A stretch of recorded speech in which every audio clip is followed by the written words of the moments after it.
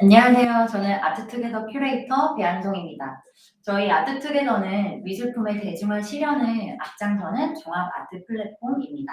저희는 미술품을 10,000원부터 소유할 수 있는 공동구매와 지분을 거래할 수 있는 조각거래소, 그리고 부가적인 소득을 얻을 수 있는 렌탈 서비스와 함께 저렴한 플랫폼 수수료로 작품을 구매할 수 있는 경매 서비스, 그리고 미술품과 관련된 한정판 상품이나 작가의 에디션들을 판매하는 아트몰 서비스 등을 통해 회원님들이 미술을 폭넓게 즐길 수 있는 아트 플랫폼입니다. 오늘은 미술을 쉽게 이해할 수 있는 아트 행사 중 회원님들이 가장 좋아하시는 작가와의 만남을 준비해 보았는데요. 내일 공동 구매로 작품을 만나볼 수 있는 주사위 작가, 두민 작가님을 모셔보았습니다. 안녕하세요. 안녕하세요, 작가님. 네, 안녕하세요. 오늘 비 오는데 오시느라 너무 고생하셨을 것 같아요. 네, 5분 전에 도착했습니다. 여기 차도 네. 많이 막히고 네, 네. 또 요새 또 시국인지라 아마 다들 대중교통 이용 안 하시고 자차로 움직이시는 것 같더라고요. 오늘 비가 오니까 더 차량들을 많이 갖고 나오시네요. 그런 것 같아요. 두민 작가님은 미술 애호가 분들에게는 주사위 작가로 정말 잘 알려진 작가님 중 한 분이신데요. 아트투게더 회원님들께서는 아마 작품으로만 만나보고 실물을 보시는 건 처음이신 분들도 굉장히 많을 것 같아요. 작가님에 대한 간단한 소개 좀 부탁드려도 될까요? 이미 알고 계시다시피 이제 주사위를 통해서 인간의 욕망을 표현했고 또 그런 작업들을 한 10여 년간 해온 주사위 작가로 이름을 불렸었는 두민 작가입니다. 지금 현재는 꼭 주사위라는 그런 대상에 이렇게 머무는 게 아니라 제 경계라는 주제를 가지고 다양한 어떤 이야기를 담을 수 있는 그런 스토리를 담은 제 작품을 지금 하고 있습니다. 네. 아마 붉은 주사위 작품이 익숙하신 분들이 훨씬 많으실 것 같아요. 저희도 작년에 두민 작가님과 붉은 주사위로 공동 구매를 진행한 적도 있었거든요. 아마 오늘 작가를 만나보시는 분들은 깜짝 놀라셨을 거예요. 파란 주사위를 보고 두민 작가님의 작품 맞아? 이렇게 하시는 분들도 많으실 것 같은데 파란 주사위 어떻게 해서 나오게 된 작품인가요? 일단 지금 최근 당연 이제 반으로 이제 판타지라는 시리즈나 지금 하고 있는 이런 블루 시리즈 같은 경우도 사실은 엄밀히 따지면 주사위가 아니라 기존에 제가 그려왔던 그 주사위라는 대상을 또 다른 이제 형태로 제가 변하는 어떤 형상으로 이미지로 이제 보시면 되죠. 나중에 작품의 설명도 드리겠지만 어떤 관람객이 제 작품에 있는 대상을 봤을 때 이게 꼭 주사위라는 그런 개체로 이렇게 한정지어서 보는 게 아니라 본인의 경험이나 또 삶에 있어서 여러 가지 보았던 그런 사항들에서 투영해 봤을 때 느낄 수 있는 어떤 그런 대상으로 투영해서 볼 수 있는 확장된 그런 형상이라고 보시면 될 것 같아요. 그리고 블루라고 나왔다는 부분도 사실은 추후에 또 제가 말씀드릴 부분도 있겠지만은 지금 제가 하고 있는 그런 일련의 경계 작업 중에서 이제 예전 작업을 다 보면 아시겠지만은 레드라는 붉은 주사위와 또 가장 큰 면을 차지하고 있는 색상이 블랙이잖아요. 맞아요. 네. 그래서 미술 조금 아시는 분들은 블랙이라는 색을 만들기 위해서 결국은 사문색을 섞게 써보면 블랙이 나와요. 그래서 블루, 레드, 옐로라는 세 가지 색이 나오는데 그게 제가 생각하는 제가 주제로 했던 블랙 색의 경계라고 해요. 그 경계를 나누고 보면 결국은 세 가지 색이 나오는 거죠. 그래서 지금까지 제가 다뤄보지 않은 색깔 중에 하나가 또 블루였기도 했고 그래서 배경에 블랙이라는 색이 빠지면서 오히려 그런 표현하는 대상 쪽으로 색을 전이를 시켜준 거죠. 그래서 지금 레드하고 옐로우도 분명히 보이지만은 그 안에 이제 실제 제가 가장 많이 표현했던 레드라는 부분에 대해서 블루를 그다지 가다가는 거죠. 그리고 실제 작품 뒤에 보면은 레드라는 어떤 부분들이 경계 주위로 이렇게 살짝 돌아가 있는 거 보시는 거예요. 그래서 그런 레드의 색상을 블루로 전환시키면서 제가 완전히 덮어버린 게 아니라 약간의 이제 비춰짐을 내버려 두고 이제 겹쳐주는 거죠. 그 또한 경계이죠. 네. 그래서 어떻게 보면은 셀로판지를 이렇게 층층이 겹듯이 그렇게 어떤 색의 한 단계를 더 올라갔다고 생각하시면 됩니다. 저희 직원분들이 네. 이제 이 작품을 보고 용암 같다고 표현해 주신 분도 계세요. 이제 네. 미술 전공을 하신 분들이 아니니까 오히려 더 자유로운 발상을 또 하시는 것 같아요. 네. 또 어떤 직원분은 이제 이렇게 보더니 20대 초반 직원분이 콜라 쏟은 것 같아요. 이런 분도 계시더라고요. 진짜 재밌네요. 한 번도 생각 안 해봤는데. 네. 그래서 이 작품이 굉장히 보는 사람마다 다른 해석을 가지고 올 수도 있고 사람마다 자기가 뭐 좋아하는 기호라던가 그런 것들로 다르게 또 많이 보이는구나라는 생각도 많이 들더라고요. 네. 아무래도 작가들에게는 그 도상이 어떤 작품의 도상이 자기를 상징하는 매개체가 되는데 작가님은 어떤 이유로 주사위를 선택을 하셨었어요? 뭐 이제 너무 많은 곳에서 사실 이야기하는 부분이긴 하지만 이제 주사위라는 자체가 저한테는 이제 다른 어떤 분들은 그냥 정물화 내지는 정물 안에 들어가 있는 어떤 대상으로만 이렇게 보시지만은 저 같은 경우는 이 주사위의 대상을 그리는 게 아니라 제 자신을 표현하는 매체이거든요. 그리고 부분제 주사라는 것도 결국에 이제 제가 어떻게 보면 작가가 되기 위해서 미대를 갖고 미술을 해왔지만 결국에는 이제 생계를 위해서 결국 입시 강사로서 이렇게 생활을 하다 보니 한 12년 정도 하고 난 이후에 저 스스로 저가 가지고 있는 그런 운명이라든지 그런 거에서 결정권을 가지고 있는데도 불구하고 그런 현실에는 머물러서 결정을 못하고 있고 이렇게 머무를 때 누군가가 그러더라고요. 이미 주사를 던지고 이렇게 고민을 하냐는 그 말이 결국에 제 작업을 하면 이제 모태가 되었고 그리고 주사위라는 게 단순히 도박이라든지 게임에서 쓰는 도구가 아니라 누구나 인간은 태어나서 자기만의 주사위를 갖고 있다고 생각을 해요. 결국에는 운명의 선택은 본인 스스로가 결정을 하는 거다 보니까 그래서 저 또한 이제 그런 모든 10년 동안 있던 그런 학원 강사 생활을 하루아침에 접고 이제 졸업 작가이기로 다시 꿈을 찾아가는 어떤 원동력이 되었던 부분이다. 그래서 그런 부분들에 대한 이야기의 결정체 그리고 제가 선택할 수 있는 그런 결정권에 대한 부분들 그리고 제가 가지고 있는 욕망이기도 하죠. 욕망의 덩어리이기도 하고 그리고 그게 단순히 이제 부정의 욕망이 아니라 저한테 이제 긍정의 욕망인 거죠. 그런 결정체로서 주사에 저한테 의미가 있는 거죠. 아마 두민 작가님의 얘기를 듣는 많은 시청하시는 분들이 나도 내 안에 욕망이 있었는데 하면서 굉장히 또 자극을 많이 받으실 것 같아요. 이 주사위 제가 처음에 봤을 때는 굉장히 특이한 게 이 상하로도 나눠지지만 이 좌우측으로도 나눠진다고 하죠. 데칼코마니? 이렇게 우리 초등학교 때 물감 이렇게 짜서 반으로 접으면 데칼코마니가 되잖아요. 그렇죠. 그게 사람들이 많이 떠올릴 것 같더라고요. 네. 사실은 뭐 우리가 이제 초등학교 때 배웠던 그런 물감 이렇게 종이 접어서 물감 짜고 난 이후에 덕지는 양면 똑같이 네. 나오잖아요. 근데 실제 우리가 그 데칼코마니라고 그냥 미술 안에서 이렇게 이야기를 하지만 실제 우리가 주위에 돌아보면 모든 세상이 다 데칼코마니예요. 오. 사람을 봐도 맞네요. 이렇게 수직으로 하면 좌우가 똑같잖아요. 네. 그죠? 맞아요. 눈 동자를 보든 아니면 뭐 자동차를 보든 어떤 대상의 경우에는 보이지 않는 경계선을 나누게 되면 항상 둘 다 데칼코마니가 닮아 있다는 거죠. 그리고 요즘에 한참 뭐 인종차별이라는 것 때문에 이슈가 되고 있지만은 세상의 모든 사회 윤리 모든 그런 세상의 모든 것들이 사실 보이지 않는 이분법에서 나누어져 있어요. 근데 결국에는 본질은 하나거든요. 그런 부분들에서 저가 어떤 경계 작업이라는 부분이 주제가 단순히 주사위라는 형태가 아니라 좀 확장된 개념으로 이야기할 수 있는 부분, 세상의 모든 이야기를 담을 수 있다고 봐요. 그래서 보시기에 주사위라는 건 이제 좌우 상하 이렇게 데칼코마니 같지만은 그런 거를 생각하지 않고 보면은 이 전체가 어떤 새로운 형상으로 보이는 거죠. 네.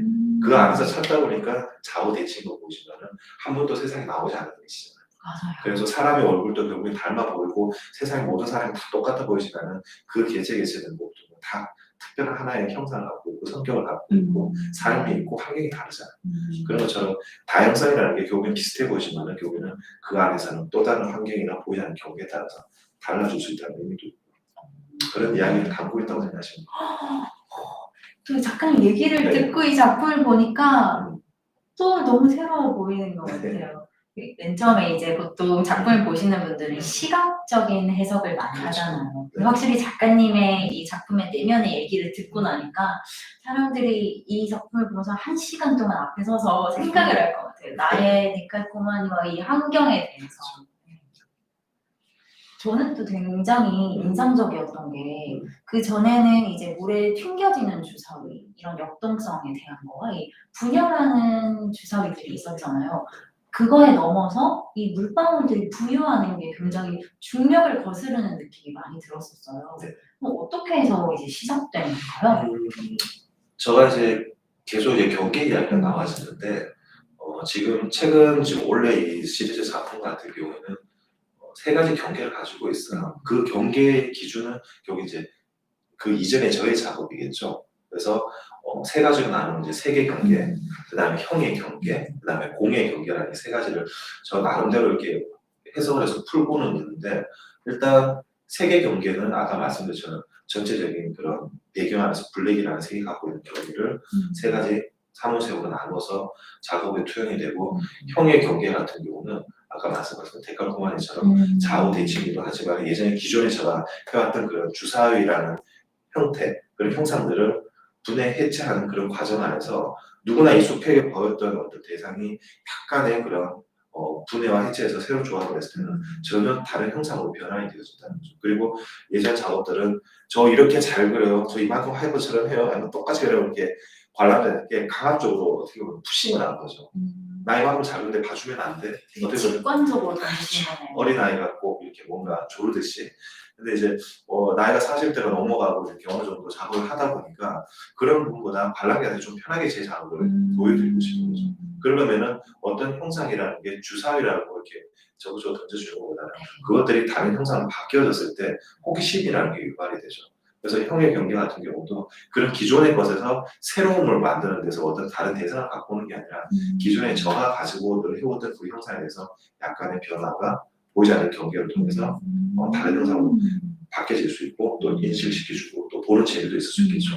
그게 저만의 형의 경계고 공의 경계는 아까 말씀하셨던 어떻게 배경을 배우 이렇게 하셨나 하셨는데 지금 어떻게 보면 요 물방울 뒤에 그림자가 계속 보면서 이 그려있던 저의 페인팅이 정말 얇은 셀판처럼 공중에 탁 떠다니면서 손으로 놓으면 안에 공간이 이렇게 그 생각을 좀 했어. 이렇게 한번 싹 넣어보고 싶다. 네. 이렇게. 약간 요새 애니메이션 뭐 3D 이런 거 많이 나오잖아요, 유튜브에. 약간 네, 그런 VR 같은 상상이 것도 들더라고요. 그렇죠.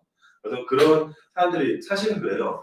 그 회화라는 자체가 사실 2차원적인 그런 평면 안에서 어떤 형상들을 뭐 우리가 막 흔히 알고 있는 원근법이라든지 투시도법이라든지 이런 걸 활용을 해서 사실 3차원적인 그런 일루전을 만들어서 실제인 것처럼 그런 어떤 고집된 그림을 사실 현장을 그리고 있잖아요. 그쵸. 그런 것처럼 어떻게 보면 그런 일루전이라는 것 자체가 회화의 어떻게 보면 가장 기본적인 속성인데 저도 어떻게 보면 하이퍼를 하는 작가이고 또 저가 그리는 이 상태 자체가 회화하는 작가는 모두가 저는 일루전을 한다고 생각을 해요.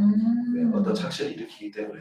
그래서 그런 부분들을 오히려 저 노골적으로 드러내기 위해서 표현을 했고 그리고 배경이 사라졌는 대신 저가 아마 예전 2006년도부터 쭉 작업 보신 분들은 아시겠지만은 저가 그렸던 그림 밑에 항상 반영판이 있어요.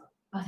유리 밑에 주사위가 비친다던가 그 주사위 칠 그렇죠. 그쵸. 항상 비춰지는 그래서 맞아요. 제가 실상과 허상이라는 거 아니면 선택이라는 게 아니면서 인간의 이중성 그런 걸 늘 이야기해왔기 때문에 그런 부분들에서 그런 반영상이라는 게 늘 존재해 왔었는데 예전 그러니까 작년 작품 같은 경우는 단순히 이제 데칼코마니처럼 해서 반영상을 대신했다면 지금은 그 반영상을 그림자가 대신하고 있죠.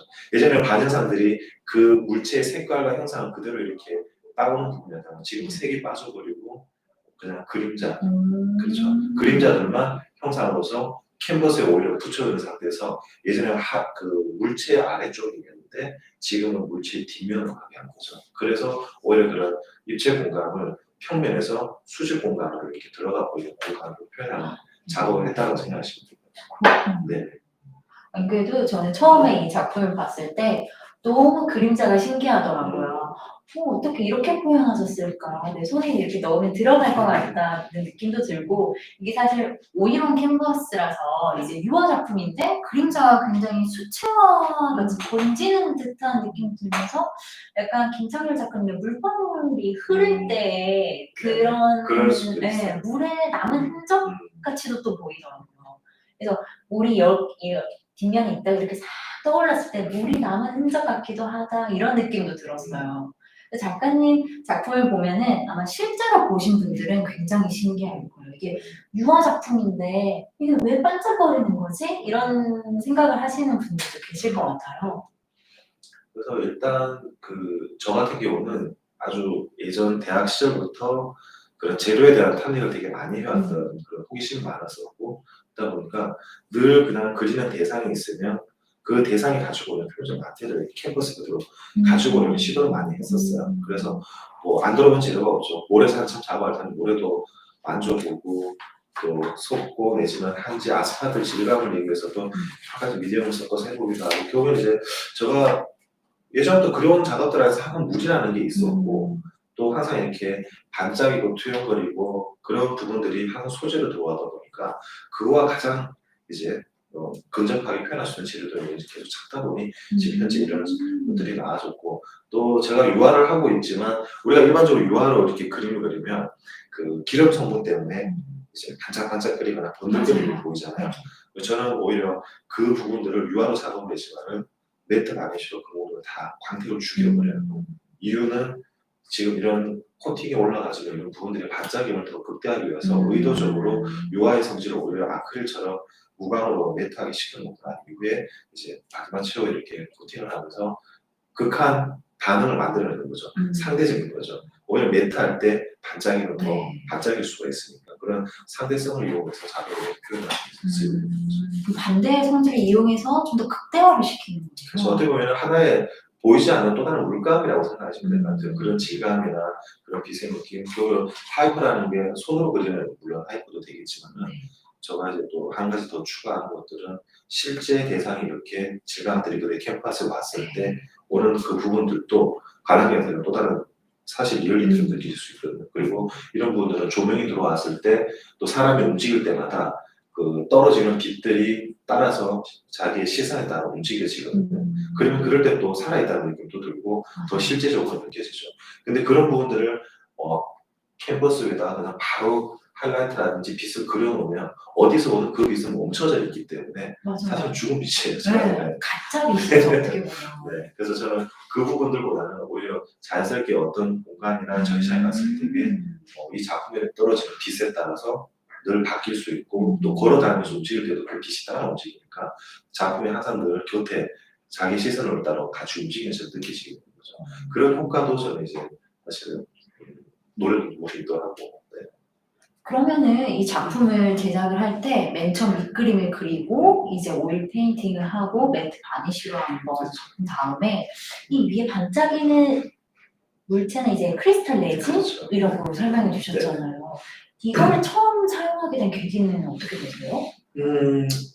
되게 많은 실패가 있었죠. 네. 처음에 이제 코팅을 하기 위해서 에폭시도 써보고 우리가 흔히 알고 있는 우레탄도 써보고 네.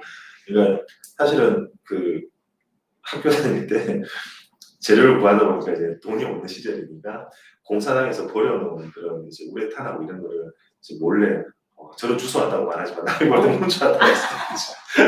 아니에요. 안 쓰시고 네네, 저도 그런 거기 습관이 두셨을 거예요. 새 거는 아니었어요. 맞아요. 네, 그런 이제 빈통에 남아있는 요분들 갖고 와서 이렇게 쓰다 보니까 너무 재밌었다고. 그리고 예전에 아마 학교 다닐 때 곤충을 잡으면 간에다 넣어서 캐스팅 하듯이 그런 에폭시를 넣어서 이렇게 열쇠고리 만드는 거 혹시 해본? 네, 저 해봤어요. 네네, 미주 씨 하나 하시죠. 맞아요. 그때 그 쓴 재료도 기억이 나서 이거를 입체가 아니라 평면으로 사용할 수 있으면 없을까라고 해서 그걸 하고 있었고 그 이후에 아마 그렇게 우리가 인테리어 현장에 가면은 바닥에 그냥 시멘트 노출 시멘트하고 평판 이렇게 할 때 그런 투명 우레탄을 깔았었잖아요. 그게 이제 되게 이후에 나왔대. 그 전에 저는 이제 그거를 평면으로 써주는 늘 고민했던 게 그때 대학실에 실험을 많이 했었죠. 그게 결국에는 지금까지 발전을 해서 미술 재료로서 또 작품으로서 이렇게 썼을 때 어떤 안정성이라는 게 확보가 되다 보니까 예전에는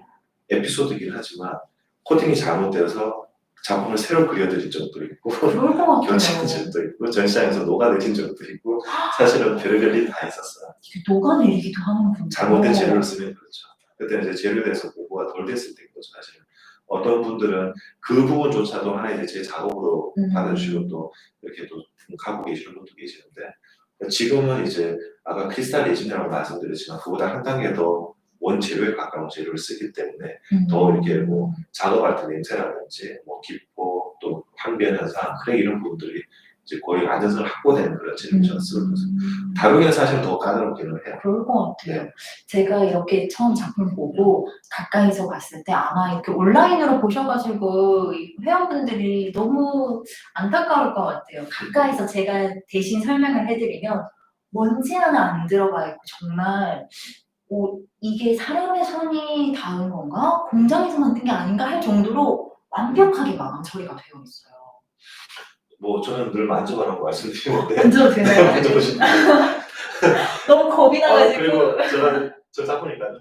두드리면 이렇게 돌처럼 캐스탈리에 있는 네. 캐스탈처럼 단단하다는 이야기고, 그리고 사실 뭐 전시 끝나면 지분이 항상 묻어 있거든요. 정말요? 그건 몇 천으로 이렇게 닦아도 되고, 저 같은 경우는 뭐 가끔은 이렇게 수분 있는 그런 물을 가지고 이렇게 하기도 하고, 또 극세사하면 네, 가지고 네. 이렇게 닦아주면 먼지도 다 제거되고 항상 닦고 처리 다 할 수 있어요. 그리고 작품의 모든 이후에는 제가 반시 처리를 하기 때문에 뭐 물이라든지 이런 게 튀어도 닦으면 다 지워지기 때문에. 그래서 작품 관리하는 거는 저도 이제 제 작업이다 보니까 아끼다 보니까 사실은 맞아요. 그런 후처리나 그런 데죠. 여기 오므리 묻어서도 뭐 웬만하면 물로 닦을 수 있는 거 닦아도 닦아질 정도로 그냥 천으로 보이고 이렇게 보이지만 사실은 밑작업에서 바니쉬 작업이라든지 끝난 이후에 후작업이라든지 이런 것들에서 저가 지금 코팅까지 하면 4단에서 5단계 정도에 사실은 보이지 않는 레이어 코팅이 되어 있다고 생각하시면 돼요. 그리고 어떻게 보면 작품 보존에 대한 부분도 있고 네. 그래서 항상 그런 부분에서 작가로서 늘 고민할 수밖에 없죠. 그래서 가끔 이렇게 걱정하시는 분도 있어요. 이게 뭐 묻은 뭐에 묻은 어떻게 그게 아니라 사실 보이지는 않지만 이 안에 메탈에 다 바니쉬와 코팅 처리가 다 되어 있는 거라 생천이 아니라. 그렇군요. 아마 회원분들이 이제 코로나 끝나면은 또 작품을 보러 오실 것 같아요. 아니면 마스크를 끼고 이제 저희 갤러리에 간간히 오시는 분들이 계시거든요. 오시면 여러분 한번 살짝 몰래 만지고 가셔도 제가 모른 척 하겠습니다. 제가 한번 살짝 만져보세요. 닦아드릴게요. 아마 저희 예전 작품도 너무 궁금해하셔가지고 가까이서 그냥 보시다가 너무 궁금한데 만져봐도 되나요? 하신 분들도 또 계셨거든요. 이렇게 작가님께 작품 설명에 대한 것도 들으니까 너무 재밌고 이 작품 하나 제작하는데 얼마나 걸리는지 궁금하시는 분들도 많을 것 같아요. 뭐 늘 받은 질문이긴 한데 그쵸? 그때 다르긴 해요. 이 작품은 얼마나 걸리셨어요? 사실은 이 작품은 이제 에피소드가 있다면은 네. 이 블루 시리즈 중에 저는 사실은 이 제일 지금 이게 변형이긴 하지만 100%잖아요. 네네. 이 작품은 사실은 처음 이렇게 큰 작업을 처음 시도한 거예요, 사실은. 너무 네. 영광이네요. 그리고 이렇게 좋은 작품은. 처음 이 작품을 했을 때는 뒤에 그림자가 없었어요. 그림자가 없어요? 없는 상태로 작품이 전시가 됐었어요. 오. 그걸 다시 가지고 와서, 그러니까 2020년이다 보니까 제가 네네. 실험에서 계속 끝없이 실험을 하던 중이었죠. 아마 소품 경매 아마 여기서 저번에 했었잖아요. 맞아요. 사실은 그 작품이 3번째 작품이에요. 네네. 이게 사실 첫 번째라고 보시면 돼요. 네, 큰 대작으로 그보다 실험적으로 한 작품이 한 15, 네. 12호짜리가 있긴 한데 25가 이게 이제 큰 작품은 첫 작품이고 이 친구는 그림자가 없이 사실은 제작이 되었다가 후에 제가 그림자 작업을 사실 넣어본 거예요. 네, 그래서 이 부분들이 모든 작업들이 지금 이 블루시리즈는 그림자 처리가 제일 마지막에 사실은 페인팅이 이루어지거든요. 네네. 그렇군요. 네, 제일 마지막으로 저는 약간 같이 들어가잖아요. 같이 들어가거나 아니면 밑작업으로 되는 줄 알았어요.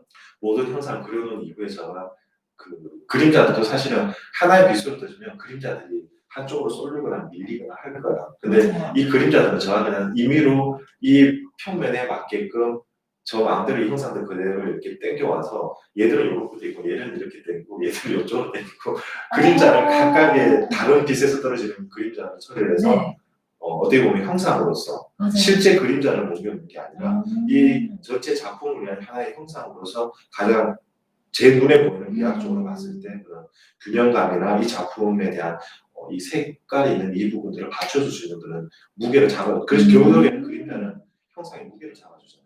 그래서 이 작품의 색의 형상들을 잡아줄 수 있는 그런 위치와 그다음에 농도와 이런 것들을 후에 그리고 난 이후에 제가 판단해서 그림자 작업을 들어가요. 완벽한 계산을 하시는 거예요. 어떻게 보면 그런 부분이겠죠. 어떻게 작가는 감각적으로 하는 거지만 네. 보시면 또 계산처럼 보이시기도 해요. 네. 그래서 저도 이 그림자를 이거랑 같이 했던 작품들이 다 처음에 그림자가 없었다가 이제 이후에 제가 아무리 봐도 그림자에서 그런 힘들이 좀 약해지고 아까 말했던 경계상으로 계속 공부를 하고 연구를 하다 보니까 공간의 경계를 다시 이제 찾아야겠다는 생각이 드는 거죠. 그래서 그 이후에 작업이 들어가요. 안 그래도 저도 약간 신기했던 게 이러면서 여기 물방울 그림자는 있는데 여기 물방울이 어디 있지? 막 이렇게 상상하는 재미가 있더라고요. 네. 그리고 얘는 빛으로 떨어진 걸 보면 이렇게일 텐데 또 얘는 이렇게 가네? 그렇죠. 그래서 아마 이제 미술 공부하신 분들은 그게 조금 더 잘 보이실 거고 아닌 분들은 뭔가 이런 찾는 재미도 느끼실 수 있을 것 같아요. 그래서 빛이 어디서 떨어지는 걸까? 이런 상상을 좀 했었거든요. 보통 지금 얘 가운데 있는 이 형상 같은 경우도 얘는 그냥 바로 수직으로 맞아요. 떨어지고 있는데 저 양쪽 사이드는 좌우로 맞아요. 빠지고 이렇게 빠져요. 또 앞쪽에 있는 쪽들은 대각선 안쪽으로 그림자가 당겨져 있죠. 그러니까 이런 식으로 다 저가 이제 만약에 이런 여기 블루 그림자가 얘들처럼 이렇게 앞으로 그림자를 그릴 수가 없죠. 그래서 이 공간에 대한 여백에 대해서 밸런스 맞춰서 얘는 이쪽으로 그림자를 그리는 거죠. 그래서 형상에 따라서 그림자 위치는 저 마음대로 바꾸는 거예요. 오히려 더 재밌는 것 같아요. 그래서 좀 더 환상적인 느낌도 드는 것 같아요. 이 작품 보면서 계속 3D 모델링 이런 느낌이 많이 들었었거든요. 그 작품 제목에 대해서도 뭐 나중에 언제가 질문을 하시겠지만 맞아요. 지금 타이밍이 좋으시네요. 제가 안 그래도 이 환상적인 거에 대해서 작품 제목도 굉장히 인상적이었어요. Real to Virtual Transition. 이해해 주세요. 제가 영어 잘 못합니다. 이 작품에 대해서도 제목도 굉장히 인상적이었어요. 이 실상과 허상의 전환, 많은 궁금증을 불러일으키는 제목이더라고요. 이 작품이 그냥 환상적이라서 이 제목을 붙이셨을까 하면 또 그건 아닌 것 같아요. 그렇죠.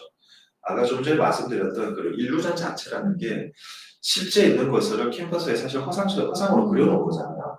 근데 그것들에 대해서 관람객들은 이게 가짜인지를 알면서도 그래 내가 저기 가보지는 않았지만 아니면 우리가 풍경을 본다면 아니면 또 사람의 인물 하나 봤을 때 그래 저 사람이 예전에 저렇게 생겼겠지 와 정말 저렇게 예쁘게 해서 예뻤을까 아니면 저 풍경이 정말 어땠을까 아니면 그 그림 안에서 공기나 냄새를 가지고 이렇게 만든 그런 것처럼 결국에는 가짜인 걸 알면서도 사실 속는 거죠. 맞아요. 그런 부분들이 그 교묘한 경계점이 있다고 생각을 해요. 그래서 이 작품도 아까 제가 말씀드렸던 실제 주사위를 가지고 다 사진촬영해서 실제 존재하는 형상들인데 제 그림 안에서는 사실은 가짜로 변신되어 있잖아요. 허상이죠. 그리고 제가 예전에 그렸던 그런 실제 주사위, 물에 튕겨지는 주사위나 카지노 칩에 있는 주사위들도 다 실상들이지만은 밑에 비춰지는 그런 반영상들은 허상이고요. 존재하지 않죠. 사실은. 그리고 우리가 뭐 제 작품 이제 도박이 아니라 하자면 도박을 한 인생에서 도박을 하든 실제 도박을 해도 우리가 이제 어떤 베팅을 해서 딸 수도 있지만 잃을 수도 있다는 것도 사실은 실상하고 허상이랑 같은 기분인 것 같아요. 내가 땄을 때는 존재로서 이렇게 뭔가 불을 가지지만 나중에 반대 결과가 모든 길을 보면 허무한 그런 허상처럼 이렇게 인태오는 것처럼 세상 만사 모든 일들이 그런 것들인데 이 작품 안에서도 그런 실상과 허상의 이제 전환점이라는 것도 그 부분의 경계를 사실 그리고 있는 거거든요. 실제 상태를 그려놓은 것 같지만은 또 이 자체는 허상인 거고 또 그 허상 안에서도 얘네들의 그런 전환점에 대한 그런 경계 기준으로 해서 공간이라든지 그림자들을 넣어보면서 제가 그전 작업들 했던 그런 판타지 그런 판타지성을 가지면서 새로 한 번도 보지 않은 그런 형상들 또 공간들 그림이라는 어떤 그런 우리가 말하는 일루전들에서 둘리라는 제 작가만 보여줄 수 있는 그런 형상 그리고 작품 내지는 또 기법 또 그런 것들에서 표현하기 위한 시작점인 거죠. 그래서 이 작품 제목을 이렇게 지었던 거예요. 또 이렇게 얘기를 들으니까 작품의 제목이 진짜 찰떡합니다. 사실은 그 얼마 전에 이제 전시장에 갔다가 그 마그리트 혹시 보고 오셨나요? 저 보고 왔어요. 인사동에서. 거기에 마그리트 써 혹시 글 문구 하나 보신 적 있어요? 어떤 굉장히 많더라고요 문구가. 네, 되게 많죠. 저도 하나 닫고 그 작가가 작품 제목을 만들 때는 아주 중요하다는 말을 써놨어요. 맞아요. 그리고 그것 때문에 새로운 작업이 계속 나온다는 이야기를 해요. 그거를 사실 혼자 생각했는 건데 아니 이 사람은 그래도 그 사람 또한 말할 때는 이제 초현실주의 어떻게 보면 시초했던 작가이기도 하고 또 어떻게 보면 되게 러프한 그림이잖아요. 또 실제로 되게 하이퍼적인 또 사실 그림을 그렸었잖아요. 그래서 그분이 생각할 되게 철학적인 많은 이야기를 하고 공부를 하셨던 분이라 그 말 한마디마다 저한테 되게 많은 감흥을 줬었는데 그 중에서 하나가 저도 작품을 그리면서 사실 제일 고민하는 분이 제목이에요. 그런 것 같아요. 네.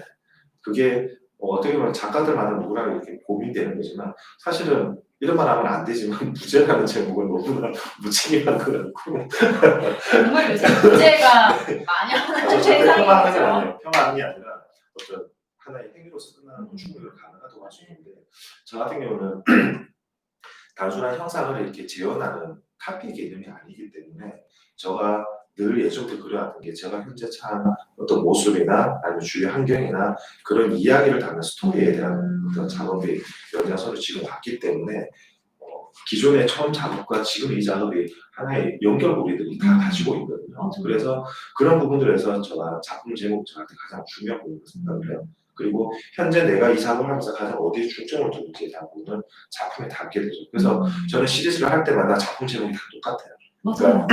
처음에 포춘 시리즈가 있었고, 그 다음에 뭐 엔조이 모드가 네. 있었고, 그 다음에 더 바운더리 판타지였고, 지금 이제 리버스 트레디션이라는 어떤 작품 제목처럼 그렇게 되면 지금부터 이 작품들은 나오는 것들은 모든 작품들 제목 다 똑같고, 왜냐면 거기에 대한 제 생각을 담고 있는 것들에 대한 주제를 갖기 때문에 그게 어떤 형상이 되고 무엇이든 상관없이 그래서 그런 부분들 때문에 작품 제목은 아까 말씀드렸던 말처럼 다음 작업에서 또 다른 작업을 만들어주는 하나의 매개체인 것 같아요. 그래서 작품 제목을 절대 그 제목 때문에 그 다음 작업이 나올 수 있다고 저는 생각합니다. 그래서 그런 부분들도 저는 되게 의미가 있다고 생각합니다. 또 그렇게 들으니까 이 다음 작품도 너무 기대되네요. 뭐 제가 술자리에서는 이렇게 웃으면서 하는 이야기 한데 저는 극하게 붓을 잡고 그림을 그리잖아요. 사실. 맞아요. 연꽃붓으로 그려요. 못 보셔서 진짜 깜짝 놀랐어요. 그래서 나중에 나이가 들어서는 붓을 들지 않고 하이퍼를 할 수 있는 그림을 그리고 있는 게 꿈이에요. 붓을 들지 않고 하이퍼를요? 네. 너무 말이 안 궁금한데요? 네, 사실 작가들이 하이퍼 리얼리즘이라고 하면 극사실적으로 똑같이 카피를 하는 걸 얘기를 하는데 작가님은 제가 보기에 또 작가님만의 하이퍼가 따로 있으시구나라고는 생각을 했는데 붓을 들지 않는 하이퍼는 너무 상상이 안 가요. 근데 실제 사실 주위에도 많이 있어요.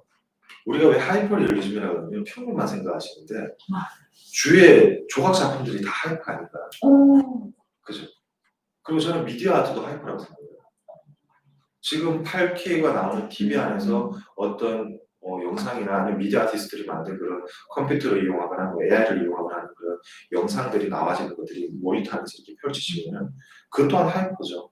그러니까 하이퍼 미술이라는 용어나 개념 자체를 너무 어떤 우리가 기존에 배워왔던 미술사라든지 거기에 맞춰서 보게 되면은 미술이라는 건 너무 이렇게 한쪽으로 그냥 치우치고 갇혀버리죠. 그래서 예술가라면 조금 더 그런 부분들에서 스스로 갇히면 안 된다고 생각을 해요. 그래서 저도 하이퍼 작가고 사실주의 작가라고 하지만 저 스스로도 붓을 들지 않고도 충분히 할 수 있는 무언가가 있을 거라고 생각을 하거든요. 그리고 뭐 최근에 제가 독도 이제 인공지능도 했었지만 결국에는 AI 세상이 오고 인간이 할 수 없는 영역들을 계속 찾다 보면은 기계들이 물리적인 그런 행동이나 행위들을 인간을 대신하기 위해서 하게 되어 있다면 결국에는 인간은 생각을 할 수 있는 부분들을 찾게 될 거고 그게 그냥 보이지 않는 아무것도 없는 그런 형상을 그릴 수는 없잖아요. 하지만 이렇게 붓을 들지 않고도 충분히 하이퍼적인 그런 우리가 보는 우와 리얼하다고 느끼면 하이퍼인가요? 저는 그렇게 생각해요. 와 저거 어디서 많이 본 건데 똑같다라고 느끼면 하이퍼죠. 근데 그게 사람의 손에 의해서 만들어졌다. 그래서 붓은 도구일 뿐이고 그 붓을 잡고 움직이는 작가는 행위를 하는 거거든요. 그러면 저는 진정한 하이퍼는 행위로도 충분히 가능하다고 생각을 해요. 붓을 들지 않아도. 그래서 그거는 제가 지금 미리 말씀 못 드리고 조금만 회원님들을 위해서 네. 힌트를 드리자면 경계랑 같이 다르다 했어요. 네. 우리가 쓰고 있는 이 재료들이 튜브에 들어가 있는 물감 내지는 액체로 되어 있는 물감 내지는 뭐 다른 이렇게 고체로 되어 있는 이제 도구들도 있잖아요. 그런 친구들이 보이지 않는 경우에서 물성이 바뀌어져 버리면 붓에 묻히지 않고도 그릴 수 있는 방법들이 있어요. 다양한 시도가 그렇죠. 생길 수 있네요. 이거는 인공지능은 생각 못 할 거예요. 네.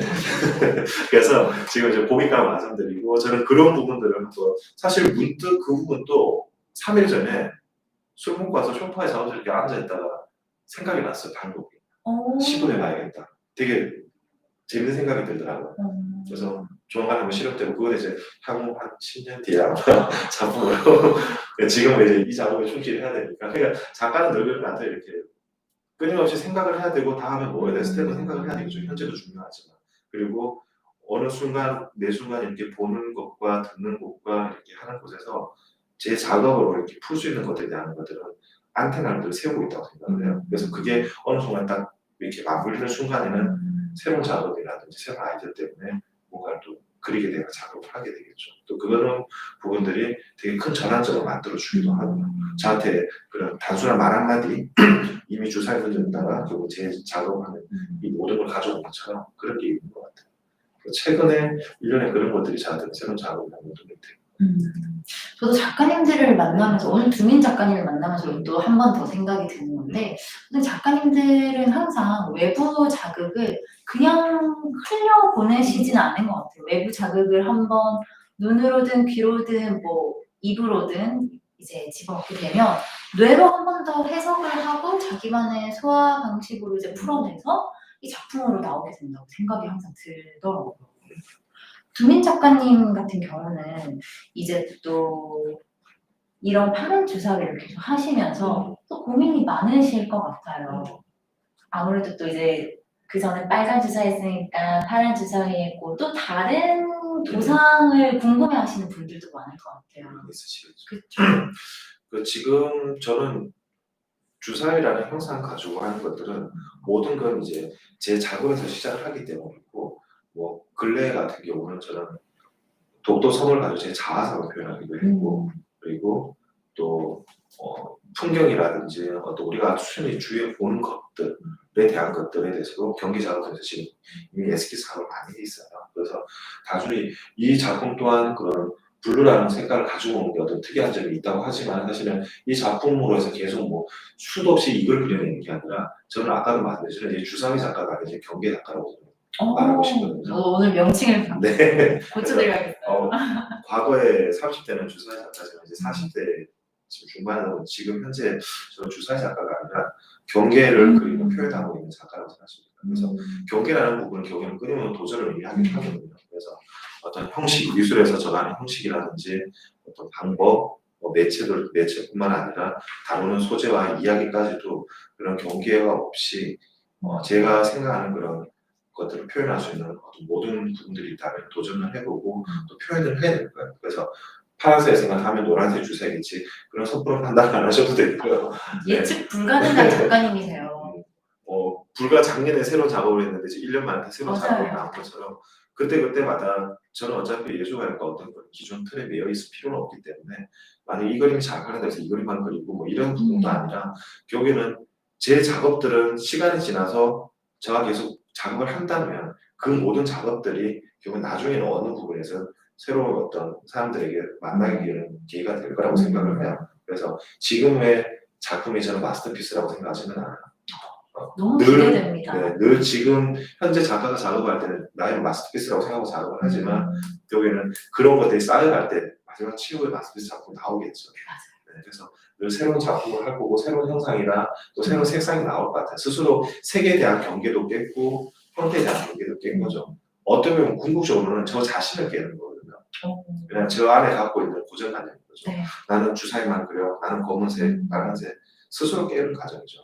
예전에 주사위는 저의 겉모습을 보여준 거라면 지금의 일련 작업들은 저 안에 있는 모습을 꺼집어내고 있다고 생각하시면 주사위를 분해 해체하면서 속에 그 까지고 우리가 망고 쓰리고 나서 탁 하면 싹 나오잖아요.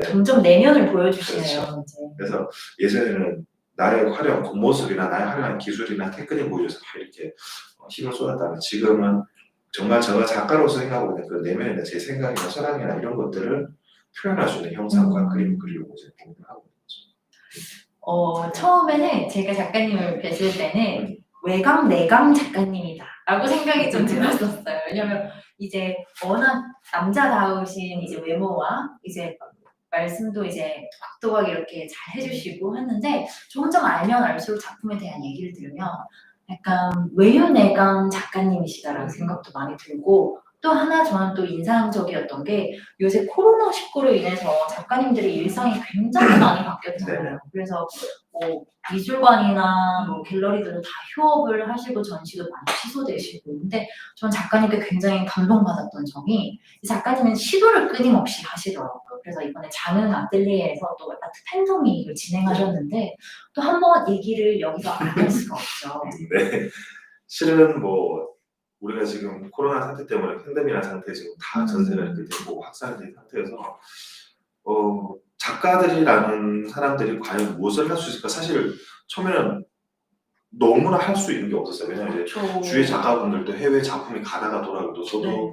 코로나 때문에 영국도 하던 저희 작품도 다시 한국으로 저도 돌아왔고 뭐 수많은 작가님들이 개인적인 연기가 되거나 취소된 것도 많아졌던 거죠.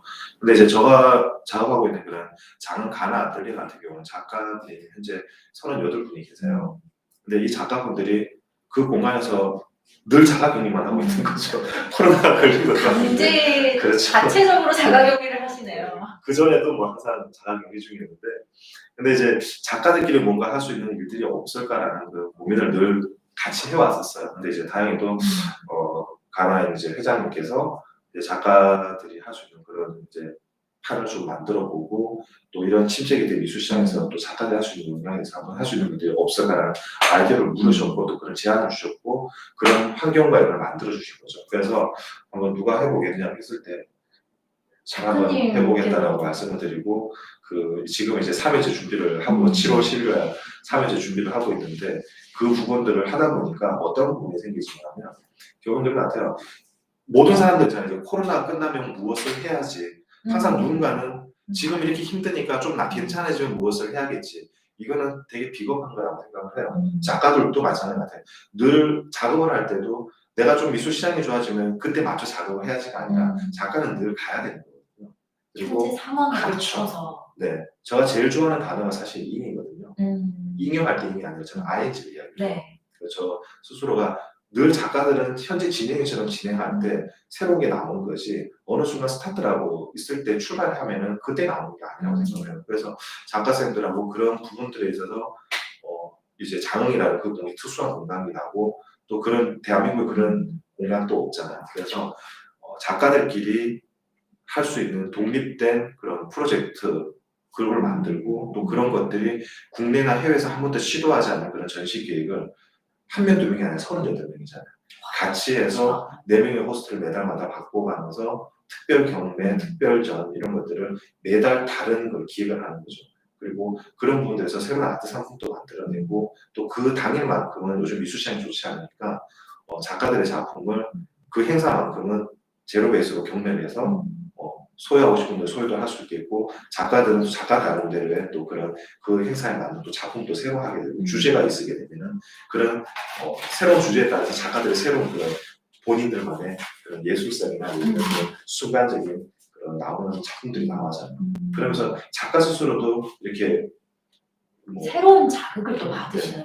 웅크려져 있는 게 아니라 오히려 그런 게 있기 때문에 이 코로나 사태를 불구하고 작가들이 늘 재밌고 또 밝아지고 또 장이라는 것도 하기가 지금 되게 넘치고 코로나에도 불구하고 사실 애로사항 많았죠. 첫 번째 터졌을 때 이태원 사건이 터졌고 두 번째 때도 갑자기 경기 일대에 완전 급속한 환자라고 그런 와중에도 이렇게 됐던 거는 저는 그런 것 같아요. 그때 느꼈던 게 첫 번째 400명이 두 번째 800명이 오셨어요. 하루만 하는데.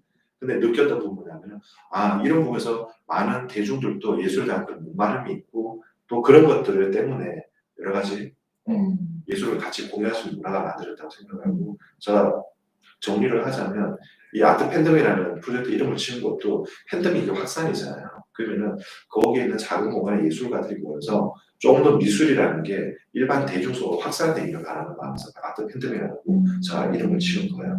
그리고 중국에 예전에 798이 있었던 것처럼 한국에 798이라는 곳이 저는 저가 있는 그 아틀리였으면 좋겠어요.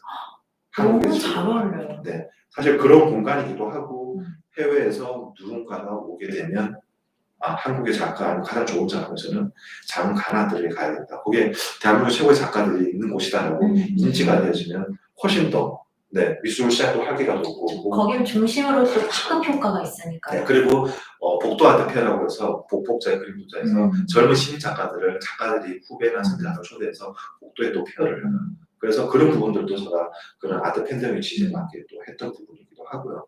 그리고 사실 그런 거 있잖아요. 이제 요즘에 K-팝, K-컬처, K-무비 전 세계적으로 문화하고 있지만은 K-미술도 나와요, 지금. K-아트라는 그 미술이 사실은 세계 전혀 알려져 있지 않고 또 우리가 알고 있는 그런 작가들의 대단한 작가분이라고 생각하는 그런 작가분들도 해외에서는 잘 알아주지 않고 인정도 못 받잖아요. 그런 것처럼 K-아트라는 게 새롭게 좀 나가려면은 저는 제일 중요한 게 우리가 K-팝이라는 것도 우리 대중들이 일반 시민들이 음악을 사랑했기 때문에 K-팝이라는 게 이만큼 성장한 거고 스크린 쿼터제를 지켰기 때문에 대중들이 영화를 봤으니까 봉준호하고의 그런 기생충이 나올 수 있던 거거든요. 그러면 미술을 보면은 대중들이 미술을 그렇게 사랑을 하고 있지 않는 것 같아요. 그러니까 소비를 해야 되는 거죠. 향유를 해야 되고 내 집에 작품 하나 정도 하나 보는 거 이런 거. 어떻게 이 아트 투게에서 하는 이런 부분들이 저는 되게 큰 역할을 한다고 생각을 해요.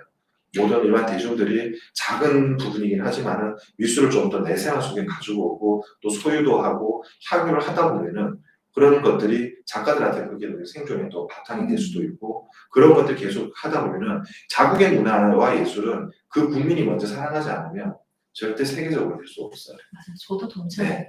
그래서 이런 아트 투게에서 하는 이런 모든 일들이나 또 제가 하고 있는 아트 팬덤이라는 부분들이 결국에는 한국에 사는 우리 대한민국 국민들, 대중들한테 미술이라는 어떤 부분에서 제가 어떤 역할을 할 때 그런 대중성에서 조금 더 가까이 가는 부분. 우리 여기 하니까 오세요가 아니라 오히려 제가 다가가는 거죠. 그런 부분에서 이번 프로젝트를 제가 기획을 하고 모든 부분들을 그렇게 초점을 두는 거죠. 그래서 K-아트라는 그런 시작점은 젊은 작가들과 장년 작가들 같이 만들어 보려면 저 밥그릇이라고 생각합니다. 너무 저도 이제 갔을 때 일단 가장 인상적이었던 게 작가님들이 자기의 작업실을 열어주신다는 게 그리고 그 공간에 우리 같은 일반인이 이제 갈 수 있다는 게 정말 흔치 않거든요. 왜냐면 보통 컬렉터 분들이시거나 아니면 미술계 이제 시장 종사자분들만 갈 수 있는데 작가님들이 선수 직접 문을 열어주시고 또 어서 오세요 하면서 작품에 대해서 설명을 해주시는 게 저는 너무 인상적이에요. 사실 반발도 있었죠. 매달 해야 되니까. 아우, 근데 또 힘드시죠? 홍보를 좀 하자면 7월 10일 매달 또 둘째 주 금요일이지만 오후 2시부터 이제 저녁 8시까지 오픈 스튜디오와 그 다음에 이제 경매, 특별전 작품 경매도 있으니까 많이 이렇게 또 찾아가시고 코로나 걱정하지 않으셔도 되는 게 모든 안전 시설도 해놨고 그리고 이제 8월달에 한 달 쉬고 9월달부터 이제 후반기 또 프로젝트 시작됩니다. 이번 7월달에 되게 재밌는 행사들을 만들고 있으니까 많이들 찾아와 주시고 또 혹시나 아트 투게더 회원님들께서 오셔서 저 방에서 아는 척 하시면 제가 작은 선물 하나 드리겠습니다. 여러분들 꼭 가셔야겠어요. 작가님께서 또 아트 투게더랑 같이 많이 활동하시면서 아트 투게더 회원분들께 정말 애정이 많으시더라고요. 다들 감사드리죠. 네. 저희도 너무 감사드리고 항상 좋은 작품 그리고 이제 가장 첫 번째 작품 애정이 있는 작품을 주셔서 저희도 회원님들께 늘 좋은 작품 선보일 수 있다는 게 가장 큰 장점인 것 같아요. 감사합니다. 작가님 그러면은 이런 말씀 드리면은 조금 회원분들이 오글거릴 수도 있겠지만 예술로서 사회에 좀 기여하고 싶으신 바가 굉장히 많으신 것 같아요. 오늘 만나서 얘기 들으면서도 제가 한 번 더 느끼고 있거든요. 아까 조금 전에 말씀드렸던 같은 이제 부분이기도 하지만 예술가라는 부분들이 결국은 나 혼자 하고 싶은 거 하고 잘 먹고 잘 살기 위해서 예술을 하는 건 아니라고 생각을 해요. 결국에는 우리가 알고 있는 예술이라는 것 자체는 결국에는 공유를 하는 거잖아요. 요즘 공유 경제, 공유제 이렇게 하고 있지만은 어떻게 보면 그런 공유라는 부분은 예술만큼 이렇게 공유를 할 수 있고 또 공감할 수 있는 부분은 없다고 생각을 해요. 맞아요. 그래서 그런 부분에 있어서는 그런 예술이 지금 같은 코로나 사태라든지 아니면 우리가 분단이 있는 이런 우리나라 내지는 여러 가지 사회 현상들 안에서 소외받는 사람 또 지금 인종차별 그런 부분들에서 예술가들이 사실은 그런 대중한테 공감을 줄 수 있는 어떤 표현하는 부분들은 다른 어떤 분보다 작용할 수 있고 또 위로도 주고 위안도 줄 수 있고 또 내지는 사회에 대한 그런 불신이나 아니면 부조리에 대해서는 반기를 얻을 수 있는 것들이 예술가라고 또 생각을 하고 그런 것들이 지금까지 사실은 이루어져 왔고 늘 존재해 왔잖아요. 그래서 현대 살아가고 있는 컨템포러리 작가이긴 하지만 이렇게 현대 작업을 하고 있기 때문에 그런 현대성이라는 부분, 그 당대성이라는 부분들은 저가 아니면은 그런 표현 못하고 느끼지 못하는 거잖아요. 그리고 같이 동시대에 살고 있는 컨템포러리에 있는 대중과 작가는 결국에는 같이 호흡을 하는 거라고 생각을 해요. 그러기 위해서 작가들은 할 수 있는 부분들은 그런 부분에서 기여를 할 수 있다는 거죠. 같은 공감을 하는 부분들이 있으니까. 또 한 가지 개인적으로는 이제 저 같은 경우는 그 미술이라는 게 결국에는 예술이 대중들이랑 누구에게 향유가 되고 또 생활 속에 왔다면 저는 교육부터 바뀌어야 된다고 생각을 해요. 어릴 때 아이들이 자연스럽게 미술에 노출되어지고 전시장도 갈 수 있고 또 부모가 어떤 하나의 좋아하는 작가의 작품을 집에 걸어뒀을 때 아이도 그 작품을 보면서 또 다른 또 이렇게 사고 확장도 할 수도 있고 그런 부분들이 되려면은 공교육이나 사교육 이런 부분들에서 미술을 가리키는 또 미술을 바라보는 미술에 대해서 본인이 표현할 수 있는 그런 다양한 방법들이 단순히 기술로 이렇게 머물러서 기술로 그리는 기술만 배우는 미술이 아니라 감상 내지는 또 작품을 소유하는 부분 그 모든 미술이라는 예술이 향유할 수 있는 그런 다양한 방법들도 교육에 들어가야 된다고 생각을 하고 또 자신의 생각을 좀 끄집어낼 수 있는 그런 교육적인 부분들을 해야 된다고 생각을 해요. 그래서 지금 현재도 제가 그런 교육에 대해서 지금 많이 강의도 하고 추간도 하고 있고 오늘 처음으로 제가 외고 나서 이야기하지만 그 작은 아트 팬덤이라는 프로젝트 안에 제가 지금 교육 프로그램을 진행을 할 거예요. 그래서 직장인들을 대상으로도 그 쉽게 말하면 요즘에 아트 테라피라고 해서 이런 거 있는데 스트레스를 받거나 아니면 또 우울증이든 그런 것들을 이제 미술로 할 수 있는 작가가 직접 가르쳐주고 할 수 있고 제가 개발한 미술 치료에 대한 그림 그리는 것들을 직접 제가 강의 만든 걸로 수업을 하고 또 저 말고도 다양한 선생님들이 계시잖아요. 그래서 수업 프로그램 짜서 제가 뭐 가칭 아트 에골이라고 이름을 지었는데 거기서 교장선생님을 하기 때문에 너무 재밌네요. 저희 아트 투게더에서도 직장인분들 너무 많으신데 불러봐 주시면 제가 진행을 하죠. 회원분들 지금 댓글 많이 써주시면 제가 이제 총대 메고 한번 진행해 보도록 하겠습니다. 정말 재밌을 것 같아요. 그래서 그런 교육에 대해서도 관심이 있고 또 그런 것들이 또 어떻게 보면 향후에 그렇게 또 수업을 받고 하신 분들이 또 작품을 더 사랑하게 되고 또 소유도 하실 수 있고 또 그런 것들이 확산이 되는 게 아까 제가 말한 팬데믹이라고 생각을 해요.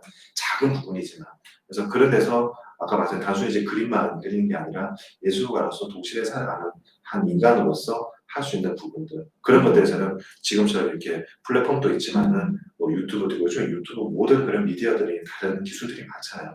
작가들의 분만들은 아날로그적인 게 아니라 때로는 마우스도 들고 펜도 들고 하면서 그런 기술적인 거 같이 융합을 해서 할 수 있는 그런 다양한 예술을 확산시키는 방법을 좀 고민을 해야 되는 것도 예술가의 몫이라고 생각해요. 요즘 워낙 다룰 수 있는 매체도 다양해지고 하니까 작가님들이 이제 장르의 경계도 많이 없어지는 것 같아요. 평면을 하시다가 뭐 설치를 하시는 분들도 계시고 영상을 또 제작하시는 분들도 계시고 작가님도 또 미래에는 설치나 뭐 영상이나 뭔가 새로운 기술을 또 사용하셔서 하실 수도 있고 지금 계속 구상 중인 것도 현재 진행 중인 것도 있고요. 아마 하반기쯤에는 미디어 하시는 분이라서 영상 작업이 하나 들어갈 것 같아요. 가을쯤에. 그래서 뭐 제가 개인전 할 때 할 수도 있지만 아니면 전광판이 될 수도 있고 지금 이제 같이 협업 이야기가 있어서 지금 또 진행을 하려고 해요. 네. 너무 재밌을 것 같아요. 아무래도 작가님께서 아까 말씀해 주셨듯이 이제 그 작품을 감상하는 거에도 굉장히 좀 저희 회원분들이 또 초보 미술 애호가 분들은 또 어려움을 많이 느끼실 것 같아요. 그래서 작가님의 작품을 감상하는 팁 조금 공유해 주시면 회원분들이 좀 더 친근하게 다가갈 수 있을 것 같은데요. 저는 일단 모든 이렇게 관람객들 드리는 말씀이 사심 없이 일단 그림을 보셨으면 좋겠어요. 첫 번째 사심 없이. 네. 그리고 0.1초 만에 느끼는 걸 그대로 받아들이는 거. 직관적으로 일단 내가 느끼는 걸 먼저 표현하는 거네요. 그리고 그 부분에 대해서 마음껏 향유를 했으면 좋겠어요. 근데 또 그런 거 있잖아요. 우리가 피카소 그림을 보면은 뭐 피카소는 입체파고 피카소는 어떻고 뭐 청색 시대에 있을 때는 작품을 어땠었고 막 그렇게 해서 이론적으로 그림에 대한 지식을 가지고 작품을 보게 되면 그것만 보이거든요. 고정관념에 오히려 빠지죠. 저 루브르 가가지고 모나리자는 눈썹이 없어 눈썹만 보고 눈썹이 나오면서 작품이 생각보다 작다 그러는데 정말 다르지? 그거 사람들이 이제 그런 사진 지시라고 작품을 보면은 그것만 보여요. 그러면은 제 작품이라고 생각을 하고 제 그림을 보면은 저거 주사위인데 주사위가 왜 지금 그래서 주사위가 나눠져 있고 네네. 이렇게만 생각하실 수 있겠네요. 뭐 이완 선생님의 이렇게 하면 점만 보고 보면 안 되는 거거든요. 그 점 안에 우수한 이야기들이 있는 것처럼 정말 그런 추상 표현이라는 작품들이 되게 단순하고 미니멀하지만 사실 그 안에 많은 작가의 모든 철학과 정서가 담겨져 있잖아요. 그런 걸 읽어내려고 하는데 저희처럼 이렇게 가시적으로 보이는 하이브적 구상들은 사실 생각하지 않아도 눈에 보이만 봐도 충분히 재미는 있어요. 근데 저는 간혹 그런 이야기를 들어요. 왜 이 사람이 이렇게 힘들게 이렇게 그리고 있지를 생각을 해보면 그 작품 안에서 또 다른 게 느껴질 수 있을 거고 또 어떤 분들은 되게 분석적으로 보시는 분 계세요. 여기 붓터치 몇 번 썼지 막 칠하려고 색깔 몇 가지 종류 사는 분들 계시거든요. 근데 그렇게 분석해서 보시기보다 아까 뭐 직관적으로 보는 거, 0.1초를 느끼는 거, 그리고 기존에 알고 있는 그 작가의 작업 세상이나 뭐 작업관이나 기존 과거의 작업들을 너무 머릿속에 넣어두고 보지 말고 처음 봤을 때 그 느낌이 본인만이 느끼는 그 감정을 그대로 투영해서 보는 게 진정한 작품을 바라보는 거라고 저는 생각을 해요. 그러면은 그렇게 보실 때 정말 내가 갖고 싶은 작품이 보인다는 거죠. 그러면 그 그림은 소유하고 싶어지는 게 생기는 거고.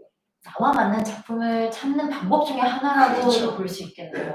뭐 누구의 작품에서 누구인가에서 꼭 따라가게 되면 그 어떻게 보면 좀 문제가 있다고 생각을 하고 정말 나중에 정말 작품을 퀄리티를 하신다 했을 때는 그렇게 보시는 게 좋을 것 같아요. 그래서 뭐 페어에 가거나 근데 가시면 사전 지식 없이 가셔서 그냥 이렇게 쑥 둘러보시는데 0.1초 만에 내 눈에 딱 들어오는 그림이 분명히 있을 거예요. 근데 이 작가가 누군지도 몰라요.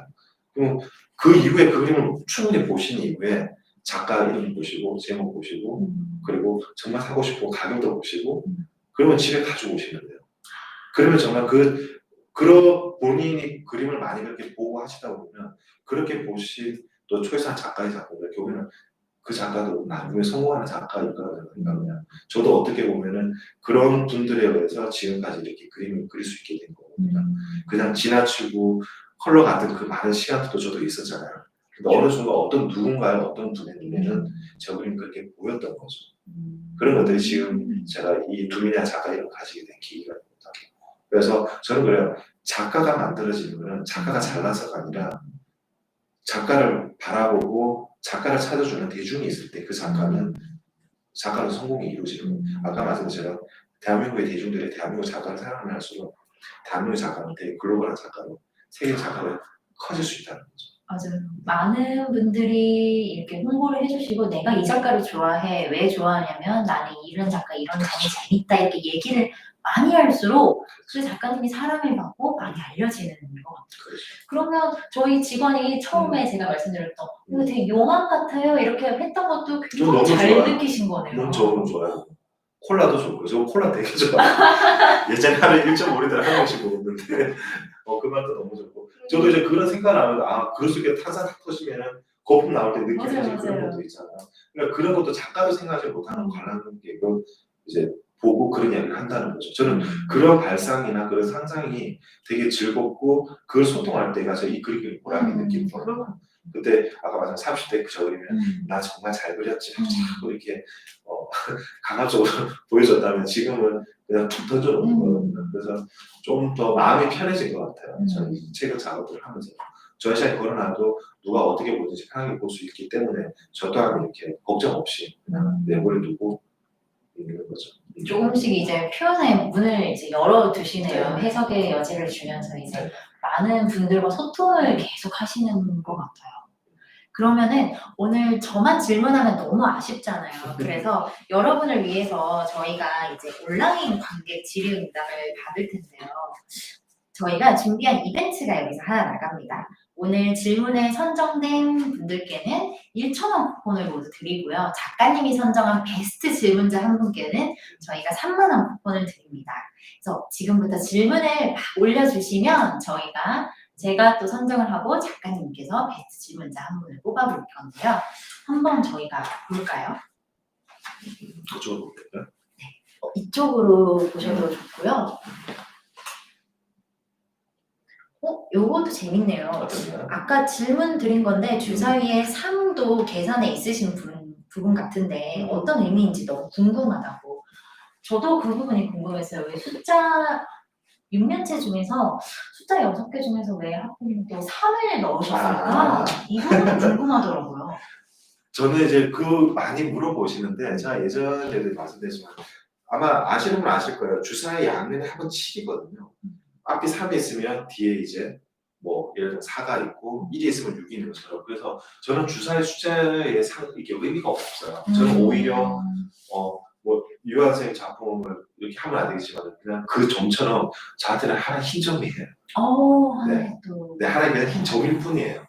그리고 주위의 것들은 하나의 색상일 뿐이고 그래서 지금은 자연작품들은 주사위가 아니라 그냥 하나의 점들이고 그 점이 왜 세 개나가 의미 있기보다는 이 세 개가 이 화면 전체 구성에서 이 점들이 놓여지는 위치가 제 작품 중에 가장 이상적이라고 생각했기 때문에 이렇게 배열이 된 거죠. 그럼 시각적 안정감을 어떻게 위해서 보면 하신 그렇죠. 거예요? 어떻게 보면 이거는 저 어떤 의도라기보다는 저의 직관에 맡기는 부분이 되게 커요.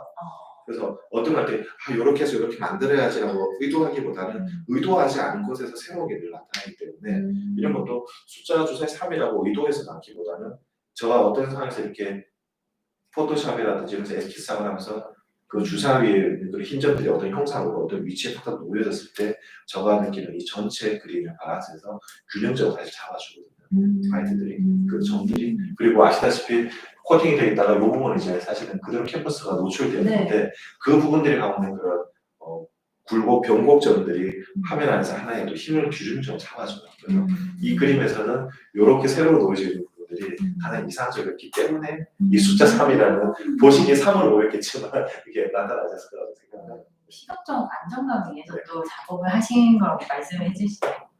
제가 재미있는 질문 두 가지를 찾았어요. 두민 작가님, 오늘도 검정색 옷 입고 오셨네요. 저번 행사 때도 검은색 옷 입고 오셨던 것 같은데 아마 이분은 작년 아트투게더 이제 두민 작가님의 작가를 만나러 오셨던 분 같아요.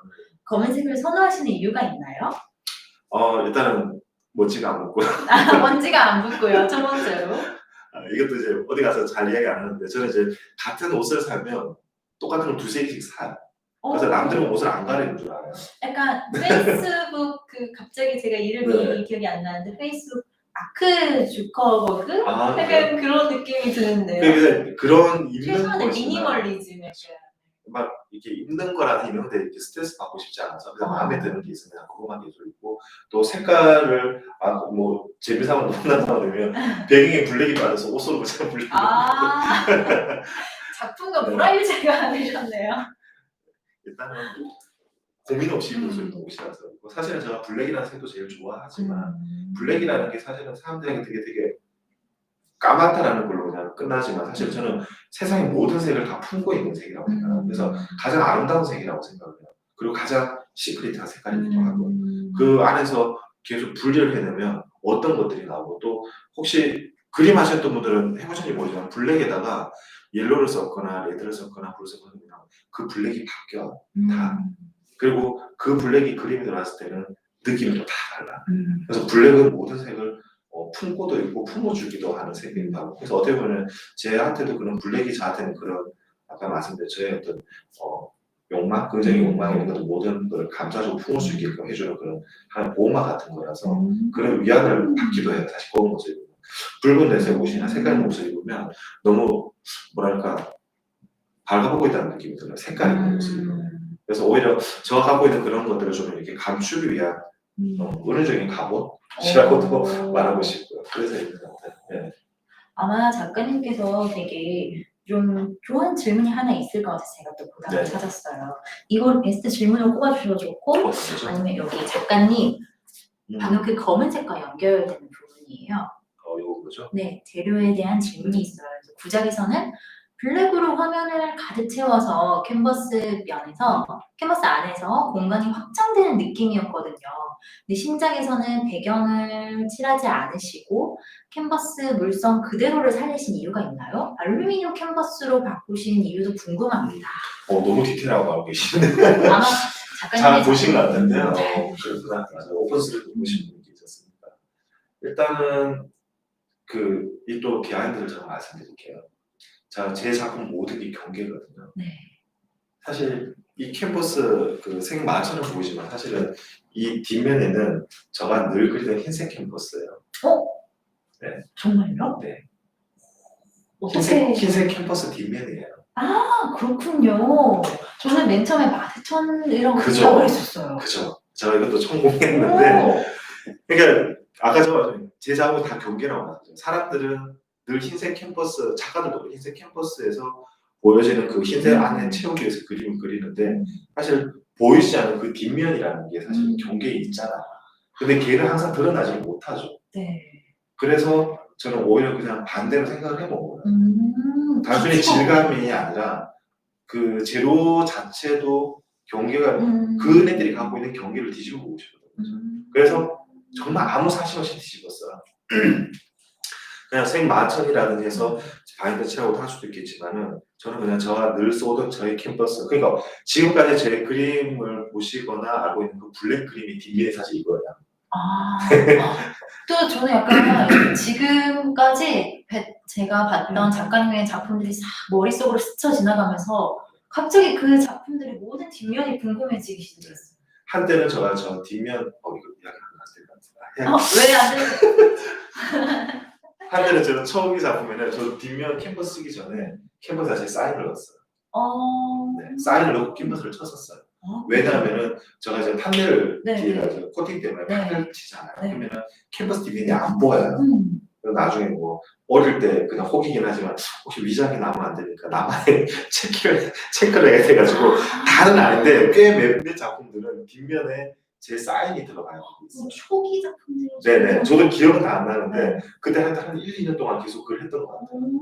그래서 혹시라도 나중에도 벗기실 일이 생기시게 되면 그렇죠. 그걸 보시면 제 작품이라도 확실한 증거이기도 한데, 그래서 제 그림 이것도 지금 물론 뒤에 이제 판이 되어 있지만 그런 기존에 그려왔던 어떻게 보면 주인공이 아니었잖아요. 네, 맞아요. 흰색 캔버스에. 그래서 마찬가지 새로운 작업을 하면서 그 경계에서 제로 자체도 얘가 갖고 있는 경계를 한번 끄집어내줘야겠다 싶어서 아까 전에 말씀드렸죠. 주사를 계속 깐다고 했잖아요. 캔버스 돌에서 다시 뒤집어 깐 거거든요.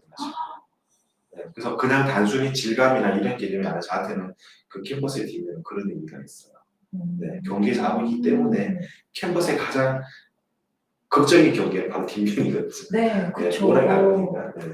그리고 알루미늄 재질을 쓰는 이유는 사실은 뭐 나무보다 일단은 견고하고 틀림이 없고 변성이 없고, 그리고 기성에 남은 나무들보다는 얘가 좀 두께가 훨씬 좋아요. 그래서 제 작품에 대한 그런 표현이나 그런 거 있죠. 예전 작품보다 이제 두께가 이제 캔버스 두께가 두꺼우기 때문에 기존에 지금 있는 배경이나 블랙이나 게 없기 때문에 그림이 가벼워질 수도 있어요. 그냥 개인적인 작가님과 그래서 바꾼 부분도 있어요. 두께가 4cm 정도 되거든요. 이 정도 되네요. 네. 그리고 또 한 가지는 가격적으로도 가성비 좋아요. 그것도 중요하죠. 가성비도 좋고, 그래서 튼튼하고 우리가 흔히 말하는 가성비인 것 같아요. 그리고 아까 말씀드린 제 작품에도 어울리기도 하고, 탄을 대면 또 무거워지는데 나무가 워낙 무겁기 때문에 알루미늄을 쓰게 되면 그런 작품을 이동할 때 이제 가볍고 튼튼하고 그런 이동성에도 훨씬 도움이 되죠. 작품 옮기는 이제 남자 직원분께서 이번 작품 굉장히 가볍네요. 저번에 그 100백짜리 두민 작가님 주사위 붉은 주사위 작품 굉장히 무거웠었는데 라고 하더라고요. 일단 알루미늄 때문에 더 그런 부분인 것 같아요. 거치면서도. 질문 날카로우셨네요. 정말 질문이 좋네요. 아까 저는 솔직히 그분도 주셔도 되는데 한 분 더 있는 것 같아요. 아까 저기서 잠깐 봤거든요. 아까 헤어스타일을 어떻게 누군가 영감을 받아서 하시나요? 재밌는 질문이 있어가지고 잠깐 본 것 같은데 혹시 있나요? 작가님 헤어스타일에 영감을 주신 분이 있는지 궁금합니다. 뭐 영감이라기보다 질문이 재밌어서 사실 이제 3년 됐네요 벌써. 이제 아트 바젤 스위스 갔다가 파리에 그냥 전시라든지 이런 것 때문에 일 때문에 이제 갔었는데, 사실 그때 제가 머리를 길렀다가 파마를 했어요. 지금 헤어스타일에서는 제가 상상할 수 없는 모습인데요. 파마를 하고 갔었는데 공항에서 이렇게 공항에서 내려서 이렇게 가다 보니까 정말 다양한 헤어스타일이 있더라고요, 그 사람들이. 근데 그때 같이 나왔던 사진 작가분이 박수환 선생님, 이 머리가 사실 이런 유사한 머리를 하셨어요. 그래서 선생님한테 머리 그렇게 자르면 편하시죠? 저보고 하니까 직접 머리 자르고 오신다더라고요. 근데 가보니까 그런 헤어스타일이 되게 많은 거예요, 외국에. 그래서 파마한 게 너무 저 스스로가 좀 이상하다고 느꼈는데, 그래서 어떤 사람이 영감을 받는기보다는 사실 그때 일주일 동안 한 거의 10일 가까이 이제 파리에서, 제가 사실 태어나 처음 가봤어요. 파리는 그때 3년 전에. 바쁘기도 했지만 예전에는 또 많이 힘들어서 못 가기도 했었고, 그래서 많은 작가 작품이나 또 그 공간에 있다 보니까 어떻게 보면 리셋이 되어버렸어요. 그냥 그 순간. 그래서 사실 작년에 나왔던 그 개인전도 그 이후에 그 작업이 구상이 된 거거든요. 저한테 되게 큰 전환점이었어요. 사실 그때 파리 갔었던 게. 그때 갔던 게 굉장히 많은 네네네. 변화를 그렇죠. 일으켰어요. 그리고 바로 갔다 오자마자 제 자신부터 바꾸고 싶어서 그냥 목욕탕에서 저 원빈은 아니에요. 그냥 바리깡으로 이렇게 그때 그 머리 모양들이 하고 싶더라고요. 그냥 순간에. 그래서 저는 항상 작업을 스타일이 바꾸는 새로운 시장에는 저 외모에 손을 댔었거든요. 성형수술이 아니라 네. 외적인 헤어나 네, 뭔가 머리카락, 네. 머리상이나 이렇게 하는데 저는 바로 와서 그때 파마했던 거예요. 너무 이렇게 싫더라고요. 그래서 바로 밀어버렸죠. 그리고는 그때부터 이제 고무줄로 계속 묶고 다니고 머리띠를 하면서 1년 넘게 있었고 그리고 이제 1년이 지나고 난 다음에 묶을 수가 있더라고요. 그래서 그때부터 지금 이 꽁지 머리줄로 묶고 이것도 미용실 처음 가가지고 이렇게 해주세요라고 하니까 잘 못 알아듣더라고요. 상상이 안 가요. 네, 그래서 제가 이렇게 손가락을 그려줬어요. 아, 네, 그래가지고 그래서 잘라주면 그다음부터 지금까지 제가 직접 네, 하세요? 직접 자르고 작가님이 새로운 외부 환경에 자극을 받으시면 작가님 외면과 내면을 싹 바꾸시는 것 같아요. 네, 아. 그렇게 하지 않으면 작업하는데 걸림돌이 좀 많다고 느껴져요. 그래서 생활하는 거 우리가 흔히 그러면서 환경 주위에 이렇게 주위 환경을 바꾸잖아요. 한 번씩 가구도 옮기고 소파도 그러면 뭔가 또 리프레시돼서 또 할 수 있을까 그런 생각도 드는 것처럼 작가 저 같은 경우는 특히 그런 것 같아요. 그냥 새로운 작업을 시작할 때는 주위의 환경만 바꾸는 게 아니라 저 자신도 되게 바꾸려고 하죠. 때로는 뭐 극하게 살을 뺀 적도 있었고 뭐 머리를 완전 밀은 적도 있고 모이칸으로 한 적도 있고 때로는 빨간색만 옷도 입은 적도 있고 뭐 그런 것처럼 제가 원래 입지 않은 옷의 스타일을 바꾸고 있기도 해요. 한때는 계속 배기만 입은 적도 있었고 뭐 그런 네네 그런 것들도 제 작업에 대한 영향인 것 같아요. 그냥 그 작업에 맞게끔 저 스스로가 조금씩 바뀌려고 하는 거죠. 주사위와 함께 작가님도 계속 변화를 많이 하시는 것 같아요. 네. 그래서 저도 배기 바지 한동안 엄청 기억이 나는데 오늘은 또 다른 패션으로 오셨어요. 오늘 냉장고 바지 입고 왔습니다. 또 재밌는 질문들이 굉장히 많아요. 아마 회원님들이 작가님에 대해서 궁금한 게 진짜 많으신 것 같아요. 물방울을 왜 빨강 노랑으로 표현했나 궁금해하시는 분도 계시고. 뭐 다 아시지만 물이라는 건 색이 없어요. 투명하잖아요. 맞아요. 근데 제 그림에서는 색깔이 있죠. 예를 들어 뭐 김창렬 선생님의 그 물방울을 보면은 색이 있잖아요. 근데 그 색깔은 결국에는 모든 물은 빛에 의해서 색이 결정이 되어져요. 네네. 그리고 저의 물방울은 또한 색에 의해서 정해지는데 아까 제가 말씀드렸죠. 저는 블랙이라는 그 배경에 있는 색이 물방울 보는 거죠. 사문색, 블루, 옐로, 레드. 네, 화이트는 어쩔 수 없는 하이라이트이기 때문에 이런 존재하는 거. 보통 우리가 화이트는 색이라고 부르지 않잖아요. 그래서 그런 부분들인 것 같아요. 그래서 물방울 색깔을 보통 파란색으로 하지 않나요? 하는데 우리가 생각하는 거는 외부의 하늘의 자외선 때문에 생기는 파장 때문에 푸른색이라고 느끼는 거고 실질적으로 물방울은 색이 없는 거죠. 주위에 어떤 환경에 따라 색이 항상 바뀌어지니까 저한테 있는 물방울은 블랙이라는 배경 안에서 있는 그 사문색을 갖고 있는 그 색이 들어온다고 생각하시면 돼요. 그래서 뭐 아마 요 그림 갖고 나중에 보면 아시겠지만 여기 네 기퉁이에 네. 파란색 물방울을 제가 일부러 넣어놨어요. 실제로 없는 건데 그냥 여기는 파란색 물방울 하나 있으면 되게 예쁠 것 같아서 그냥 지극히 구상인데 어떻게 보면 되게 추상적이기도 해요. 저는 그렇게 작업을 해요. 네. 그래서 그런 식으로 해서 그런 색의 균형이랑 밸런스도 맞추기도 하죠. 예전에 있던 그 검은 배경이 물방울들이 싹 흡수한 느낌이 들기도 그렇죠. 하네요. 네. 그래서 이런 부분들 아직 배경들이 남아있는 것들이거든요, 사실은. 그래서 이 그림이 또 내년에 또 어떤 식으로 바뀔지는 저도 몰라요. 계획을 하는 게 아니라 하다 보면은 작가는 그림을 그리다 보면은 그 다음 그림이 나오거든요. 그래서 지금 이거 자체를 딱 앉아서 고생해서 그리는 게 아니라 저는 이 그림도 다음 스텝으로 하나의 과정에 대한 중요한 키를 갖고 있는 그림이라는 생각을 저한테. 그래서 뭐 지금은 저한테 없지만 여기 있지만은 계속 저는 이 작품 보면서 다음 작업을 생각하는 것 같아요. 작가님의 내년이 또 정말 궁금해지네요. 또 작가님 이런 것도 재밌는 것 같아요. 비대칭 작품 제작 또는 양방향 작품 대해서 어떻게 생각하나요? 앞으로 미술도 작가와 참가자가 함께 만드는 작품이 나오지 않을까 싶습니다. 뭐 충분히 가능하죠. 네. 그리고 저는 저런 거라고 생각을 해요. 그 비디오 아티스트들이 이렇게 하는 작품들 아니면은 평면 작가들이 미디어로 이렇게 하는 것도 그것도 사실 반반이라고 생각을 해요. 기술과 예술이 이렇게 같이 섞여지는 부분이 이게 우리가 물리적으로 생각하는 정확하게 2분의 1 이런 개념이 아니라 어떤 다른 것과 다른 것, 물성이 다른 것들일 수도 있고 매체가 다를 수도 이게 합쳐지는 거라 서로 반반이라고 생각을 해요. 그런 것들은 우리가 이제 콜라보라고 이야기하듯이 그런 것들은 다양한 시도가 저는 필요하다고 생각을 하고 뭐 대한민국 비빔밥 문화라고 하잖아요. 섞이면서 뭐가 새로운 게 나오잖아요. 그래서 한국 사람들 그게 되게 익숙하고 자연스럽다고 생각하는데 저 또한 그런 것 같아요. 그리고 세상에 예술이라는 건 새로운 건 없거든요. 기존에 누군가는 다 했었고 기존에 미술사적으로 따지면 다 똑같이 연결이 되는 부분이긴 한데 단지 그거를 표현하는 행위자라는 예술가가 누구냐에 따라 다른 것 같아요. 그게 아까 정말하는 컨템포러리 같아요. 동시대에 내가 이걸 하고 있다면 그 동시대성에 대한 부분은 내 그림에 담을 때 그게 새로운 거라고 생각합니다. 왜냐하면 그 과거의 세대의 생각과 지금 현재 동시대 생각은 다르기 때문에 그 문화가 다르잖아요. 그러니까 새롭다고 느끼는 거거든요. 그런 부분들이 있으려면 저는 끊임없이 반반을 해야 된다고 생각합니다. 전세 어디 가보세요. 양념통닭, 프라이드만이 있는데 짬짜면 없잖아요. 네네. 그런 것처럼 그 반반이라는 게 항상 새로운 걸 만드는 것처럼 저는 그래서 그게 되게 좋은 것 같고 또 다른 누군가와 콜라보도 반반이 될 수도 있다고 생각하고 또 지금 현재도 제가 또 그런 기회를 한 게 있어서 작가는 것 같아요. 작가가 모든 걸 배열할 수는 없잖아요.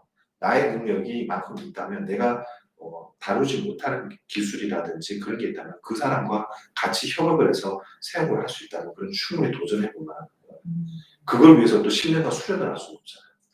삶은 유한하기 때문에. 요즘에는 그런 부분들이 많이 좋아지고 단 조심해야 되는 것들은 스스로 그런 이제 콜라보라는 사람들은 그 가치한 사람을 밝혀야 되는데 우리가 위작 사건이라든지 그런 것들이 문제가 되는데 그거는 사실 다른 문제라고 완전 생각해요. 다른 문제죠. 네. 그래서 그런 부분들에 대해서는 충분히 서로 뜻이 맞는 작가들 또 그런 새로운 기술이 있다면 충분히 반반은 되거든요. 저도 피자도 반반 항상 해먹거든요. 그렇군요. 반반이 좋아요. 작가님 작품을 아마 다들 평면 작품만 보다 보니까 이제 페인팅 작품만 많이 하실 거라 생각하는 작가님 융복합적인 현대상에 맞으신 작가님이라고 저는 진짜 생각이 많이 들어요. 지금 제일 이렇게 하고 싶은 거는 입체예요. 입체 작품 하고 싶으시죠? 네, 만드는 것도 되게 좋아하는데 네. 지금까지 제가 그려놓은 평면 이미지들이 많이 있다 보니까 이런 것들을 입체로 했을 때 어떨 수 있을까라는 고민을 또 하고 그래서 오리사는 주사위를 또 이렇게 입체로 만드는 게 아니라 제가 작업하고 있는 그런 경계를 가지고 오히려 예전에 주사위 작업을 하기는 너무나 쉬운 것들이 때문에 할 필요가 없는데 지금 이제 경계 작업을 하고 있다 보니까 그런 형상들의 분해 해체되는 것들이 하나의 조형으로 이렇게 만들어졌을 때 어떨까라는 생각을 하고 그래서 물과 또 우리가 주위에 보는 것들에 대한 경계를 만드는 것들이 같이 엮이면서 되게 조화되는 모습인 거죠. 그런데 조형이나 조형으로 만들지 어떨까 해서 지금은 이제 그런 부분에서 한번 도전해보고 싶은 게 또 있어요. 네. 제가 잠깐 상상을 해봤는데 뭔가 새로운 외계 생명체 같은 느낌이 들 것 같기도 해요. 네. 계속 그냥 아이디어 스케치는 하고는 있어요. 네. 너무 신기하네요. 오늘 이렇게 작가님과 함께 작가와의 만남을 준비해봤는데요. 작가님이 뽑은 오늘 이제 답변 드렸던 질문 베스트 질문은 어떤 걸로 꼽으시고 싶으세요? 저 캠퍼스 뒷면을 물어본. 네. 처음에 네. 저 닉네임을 못 봐서. 이채민님 작가님이 보여지는 재료에 대한 질문이 있어요. 고작에서는 블랙을 화면 가득 채워서 캔버스 안에 공간이 확장되는 느낌이었군요. 이분을 베스트 질문자로 저희가 선정했습니다. 한 분 더 해도 될까요? 한 분 머리카락 물어보시면 어떨까요? 헤어스타일 하신 분도 오늘은 두 분을 저희가 다른- 베스트 질문자로 드립니다. 그러니까 또 다르게 또 한 질문이어서. 그렇죠. 또 저는 헤어스타일에 대해서 질문들을 생각 못했는데 역시 회원님들이 작가님에 대해서 궁금증이 정말 많은 것 또 같아요. 다른 부분은 시각으로 봐. 저는 항상 이렇게 약간 변칙이 되게 좋거든요. 그래서 그분한테도 주면 오늘은 두 분으로 저희가 선정했습니다. 죄송합니다. 두 분. 아닙니다. 오늘 저희 두민 작가님과 작가의 만남을 진행해봤는데 이제 앞으로는 주서미 작가님이 아니라 진짜 경계 작가로 불러드려야 될 것 같아요. 마지막으로 하나 더 제가 이렇게 블루에 대한 걸 공부를 많이 하셔서 제가 이제 가져올 때 생각을 들으면 사실 저한테 블루는 어떤 그런 또 다른 의미가 있는데 예전에 붉은색이라는 거는 제가 항상 욕망이라고 표현했었거든요. 근데 이제 파란색은 욕망이긴 하지만 저한테는 차가운 욕망이라고 저는 이야기를 하고 싶어요. 그리고 아시죠 혹시 라이터 불이든 모든 불에서 네. 가장 뜨거운 불빛이 파란 불빛이라고. 불빛이죠. 네. 사실은 붉은 빛이 제일 약해요. 온도는. 그 말은 예전에 제가 썼던 그런 붉은색이라든지 이런 것들의 열정은 저의 겉모습을 태워서 보여주는 어떤 열정이나 욕망이었다면 지금 작품의 블루에는 저한테는 그런 것들 조금 더 내면에 있는 저의 이제 더 뜨거운 욕망인 것 같고 그런 부분들이 차가운 형상으로 보이실 수는 있어도 사실은 더 뜨거운 부분이죠. 그래서 그게 나이가 조금씩 더 들어가면서 나오는 어떤 차분함인 것도 같고 제가 예전에 보여주던 그런 이렇게 행동으로 몸으로 보여지는 그런 열정보다는 조금 더 생각으로 마음으로 철학을 만나는 그런 열정들이 좀 담겨 있는 세계라고 생각하시면 됩니다. 그래서 블루를 그렇게 봐주시면 좋을 것 같아요. 좀 더 성숙된 욕망이라고 네. 표현해도 좋겠네요. 네. 제가 마지막으로 정말 개인적으로 궁금했던 질문이 작가님 파란색은 어떻게 정말요? 작가님한테 어떤 의미일까요? 묻고 싶었는데 통했네요. 혹시 작가님이 먼저 네. 답변을 주셨네요. 오늘 질문도 아까 사실 이렇게 오러오면서 블루에 대한 질문도 있었는데 그런 부분들은 좀 한번 이렇게 제가 정리를 해야 되지 않을까 해서 작가님은 반려동물 키우시나요? 누가 물어보셨는데 저 고양이 3마리 키웁니다. 원래 4마리인데 작년에 1마리가 갔고 지금 작업실에 있는 고양이는 까미인데 17년 된 고양이고요. 17년 된 고양이가 네, 지금 많이 아프긴 한데 2년 동안 계속 버티더라고요. 그래서 마지막에 이제 무지개 다리 보낼 때는 이제 또 곧 가지 않을까 싶긴 한데 그래도 뭐 17년이면 사람 같다지면 거의 150세 가까이 되는 나이니까 반려동물은 고양이를 키우고 있어요. 어떻게 보면 작가님들이 작업을 할 때 혼자서 정말 수행자처럼 작업을 하시는데 큰 위로를 주는 존재예요. 그렇죠. 늘 발밑에 앉아서 이제 지금은 뭐 나이가 들어서 그런데 그래서 그냥 있으면 한 번씩 이렇게 발밑에 뭐가 이렇게 비비는 느낌이 있어요. 그러면 이제 와서 수영으로 얼굴을 이렇게 비비고 있어요. 근데 그럴 때 왠지 위안을 가는 느낌이고 동물한테 말은 못해도 그게 또 17년 동안 저랑 같이 있었던 친구라 더 많은 그런 애착이 또 가죠. 또 그 친구도 저가 없으면 안 되기도 하고 현재는 서로 그런 물리적으로 또 심리적으로 이렇게 서로 위안을 주는 게 저는 반려동물이라고 생각을 해요. 너무 좋은 말씀이신 것 같아요. 제가 이제 저도 지인분과 얘기를 할 때 저는 이제 반려동물을 키우지 않는데 그렇게 말했거든요. 저는 동물을 죽을 때까지 책임지는 게 아직은 두려워서 그렇죠. 못 키운다 했는데 그렇게 책임지고 하는 거는 내가 우위에 있다고 생각해서 그런 거다. 하지만 평등하게 보면 서로 위안을 주고 위안을 받고 내가 도울 수 있는 거 돕고 얘가 나한테 도움을 주는 부분도 있다. 이렇게 수평적으로 봐야 된다고 말씀을 해주셨는데 작가님이 그렇게 말씀을 또 해주시죠. 저도 키우는 고양이들이 다 그 버려진 길냥이들이었거든요. 뭐 그래서 다 죽어가는 애들 데려와서 젖먹여서 살려서 지금 다 키우고 그게 지금까지 키우고 집에 있는 고양이들도 다 똑같아요. 정말 작가님을 만나가지고 고양이들이 호강을 하는 것 같아요. 작품도 이렇게 보면서 사실 작가가 작품을 그리는 장면을 보는 사람들은 거의 유일하게 거의 보는 이제 관찰자? 뭐 어떻게 보면 근데 사실 고양이가 하루에 18시간 이상을 자요. 보는 시간 얼마 안 될 겁니다. 네. 제가 고양이가 되고 뒤에서 작가님이 어떤 작업을 하시나 이렇게 보고 있으면 너무 행복하고 재밌을 것 같아요. 그러게요. 오늘 그 작가님의 그림 그리는 장면을 보고 싶으신 분들은 저희가 공동 구매 페이지에 작가님이 특별히 작업하는 영상을 찍어서 저희한테 보내주셨어요. 그래서 링크를 달아놨으니까 이 작품을 보시면서 작업하는 영상을 보는 것도 하나의 큰 재미가 되실 것 같아요. 오늘 작가와의 만남에서 이제 경계 작가 두민 작가님을 모셔보았고요. 오늘 진행하면서 본 작가님의 작품은 6월 25일 내일 아트투게더에서 공동 구매가 진행될 예정입니다. 많은 관심과 사랑 부탁드립니다. 그럼 오늘 작가님 너무 만나서 반가웠습니다. 초대해서 감사드립니다. 네. 회원님들도 오늘 좋은 하루 보내시고 작가님의 작품 많은 사랑 부탁드립니다. 감사합니다. 감사합니다.